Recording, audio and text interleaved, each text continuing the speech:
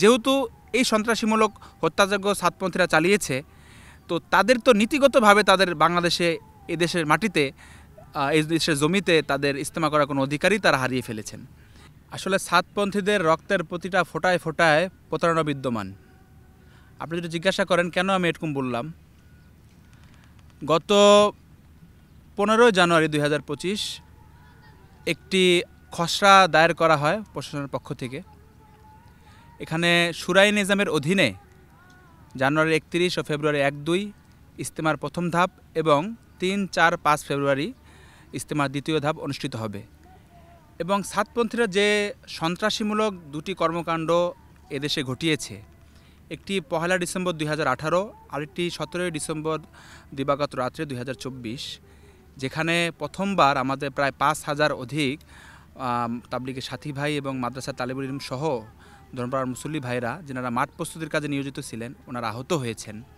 ওই সময়ও সরকারের পক্ষ থেকে প্রজ্ঞাপন ছিল যে এই বছর একাদশ জাতীয় নির্বাচনের কারণে আপনাদের জোর ইজতেমা অনুষ্ঠিত হবে না, কিন্তু বিশ্ব ইজতেমার ব্যাপারে আমাদের আপত্তি নেই, যেহেতু এটা জানুয়ারির পরে হবে। তো ওই সময় আমাদের ইজতেমার মাঠ প্রস্তুতির কাজে শুরাই নিজামের সাথী ভাইরা এবং ধর্মপ্রাণ মুসল্লি ভাইরা মাঠে অবস্থান করছিলেন। সাতপন্থীরা জোরপূর্বক একটি সিদ্ধান্ত দেয় এবং এটা বাস্তবায়নের লক্ষ্যে 1 ডিসেম্বর 2018 আনুমানিক সকাল 9:30 থেকে 10টার ভিতরে তারা আসে, গেট ভাঙে এবং আমাদের মাঠে কর্মরত সাথীদের উপর হামলা করে তাদেরকে আহত করে। আমি যদি বলি ওইটা আসলে তাদের জোর করা কোনো উদ্দেশ্যই ছিল না। আপনি যদি এখনও বিভিন্ন গণমাধ্যম অনলাইনে ইউটিউবে আপনি যান, দেখবেন আমরা যখন কোনো ইজতেমা বা জোর বা তাবলিগি কোনো কার্যক্রমের জন্য একত্রিত হই, তো রাত্রি যাপনের জন্য আমাদের সবার সাথে সিট বেডিং থাকে। আপনি ভিডিওগুলো চেক করবেন, কারোর সাথে সিট বেডিং ছিল না। অনেকের হাতে সবুজ কাপড়ের বেশ বাঁধা ছিল, সাথে লাঠি, ধারালো অস্ত্র এগুলা ছিল। যদি জোরই তারা করবেন, যদিও সেটা প্রশাসনের সিদ্ধান্তকে তারা অমান্য করেছেন, তাকে বৃদ্ধাঙ্গুলি দেখিয়েছেন, তারপরেও যদি তারা জোর করার উদ্দেশ্যেই জমা হয়ে থাকেন, তাহলে এই সমস্ত আসবাব তাদের কোথায়? আর এইবারের ঘটনা তো আপনারা সবাই জানেন যে গত 17 ডিসেম্বর দিবাগত রাত্রে যে হামলাটা তারা করে, এটা ছিল তাদের পরিকল্পিত একটা হামলা। তারা তাদের এক মুরব্বী তাদেরকে চিঠির মাধ্যমে জানিয়েছে, আপনি যদি চান চিঠিটা আমি আপনাকে প্রোভাইড করব। চিঠিতে স্পষ্ট উল্লেখ আছে যে সমস্ত জিনিস নিয়ে আপনারা মাঠে আসবেন, এর ভিতরে একটি উল্লেখযোগ্য জিনিস থাকবে টর্চ লাইট।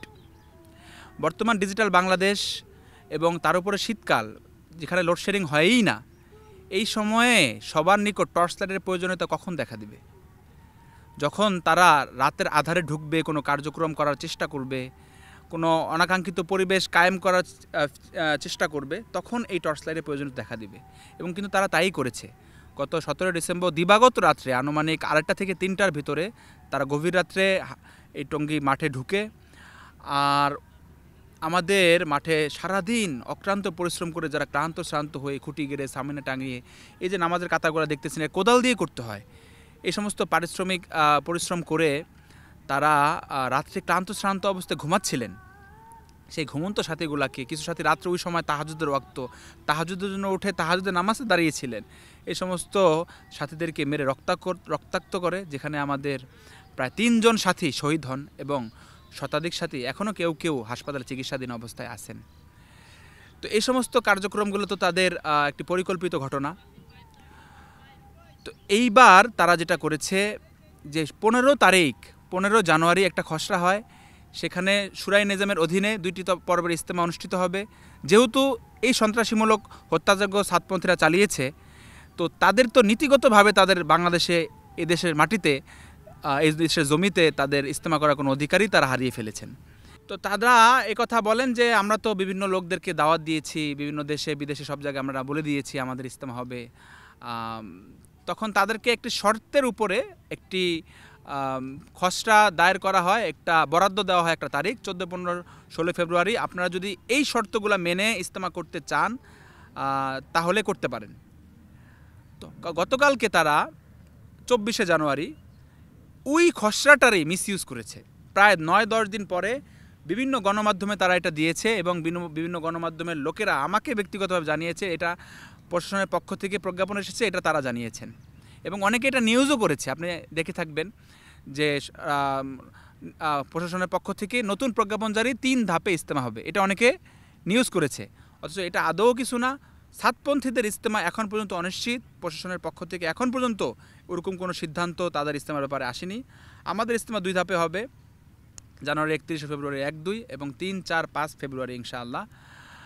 তো তারা এই যে জাতির সাথে বারবার প্রতারণা করে চলেছে, একটা প্রজ্ঞাপনের মিসইউজ করলো, তারা নিজস্বভাবে একটা সিদ্ধান্ত গ্রহণ করেছে যে তারা একটা ইজতেমা করবে 14, 15, 16 তারিখ, এবং সরকারের যেই কন্ডিশনগুলো তারা দিয়েছে এই কন্ডিশন তারা মানবেও না, এটাও তারা সাংবাদিক ভাইদের বলেছেন। তাহলে তো আরেকটা সংঘাতের দিকে তারা আগাচ্ছে। দ্বিতীয় বিষয় যেটা বলবো সেটা হলো এই যে জাতির সাথে বারবার প্রতারণা করা। কিছুদিন আগে আপনি দেখবেন কিছু শিক্ষক, ইউনিভার্সিটির কলেজের শিক্ষকরা সাংবাদিক সম্মেলন করলেন। সাংবাদিক ভাইরা তাদেরকে জিজ্ঞাসা করলো আপনারা কারা। ওনারা বললেন যে আমরা বিভিন্ন ইউনিভার্সিটি কলেজের শিক্ষক, আমরা নিরপেক্ষ। অথচ তাদের ভিতরে একজন লোক, সম্ভবত ওনার নাম প্রফেসর মঞ্জুর, উনি কিছুদিন পূর্বেই সাতপন্থীদের রিপোর্টার্স ইউনিটিতে একটা সাংবাদিক সম্মেলন হয়েছিল, সেখানে সাতপন্থীদের প্রতিনিধি হিসেবে সাংবাদিকদের সামনে বসা ছিলেন। অনেক জাতীয় দৈনিক এটা নিউজও করেছে, যা জাতির বিবেক সাংবাদিক ভাইদের মাধ্যমে সাতপন্থীদের প্রতারণা। এখন আবার দেখা যাচ্ছে বিভিন্ন কলেজের, ইউনিভার্সিটির ছাত্ররা, তাবলিগে যখন আমাদের বিভাজন হয় স্বাভাবিক নিয়মে সাতপন্থী আমাদের বিভিন্ন যে কলেজের ইউনিভার্সিটির ছাত্ররা আছে সব জায়গায় কিন্তু আমাদের শুরাই নিজামের ছাত্র ভাইরা বেশি। তো স্বাভাবিকভাবে আমাদের ছাত্রদের ভিতরে একটা বিভাজন হয়, কিছু ছাত্র সাতপন্থীদের রয়েছে। ওই গুটি কিছু ছাত্র এখন তাদেরকে দাঁড়া করে দিয়েছে, যেহেতু গণমাধ্যম জাতি সাতপন্থীদের কথা আর নিচ্ছে না, তাদের সবার নিকট তারা একটা সন্ত্রাসী দল হিসেবে চিহ্নিত হয়েছেন। এখন ছাত্র যেহেতু জুলাই বিপ্লবের ছাত্রদের একটা বড় ভূমিকা ছিল, তারা তাদের সাতপন্থী ছাত্রগুলাকে এখন গণমাধ্যমের সামনে উপস্থাপন করতেছে সাতপন্থী ছাত্র সমাজ না বলে সচেতন ছাত্র সমাজ এই ব্যানারে। এবং সাতপন্থী ছাত্রগুলাকে বিভিন্ন গণমাধ্যমের কর্মীরা প্রশ্ন করেছে আপনারা কারা, ওনারা বলছে আমরা সচেতন ছাত্র সমাজ। অথচ এই ব্যানারে তারা উপস্থাপন হয়ে গণমাধ্যমে সাংবাদিক ভাইদের সামনে উপস্থাপন হচ্ছে এবং দাবিগুলো সব জানাচ্ছে সব সাতপন্থীদের। তো আমি তো এটা বলবো ওরা বারবার জাতির সামনে জাতির বিবেক সাংবাদিক ভাইদের মাধ্যমে প্রতারণা করে আসছে এবং বারবার প্রশাসনের সিদ্ধান্তকে তারা অবজ্ঞা করছে, অবমাননা করছে, বৃদ্ধাঙ্গুলি দেখাচ্ছে।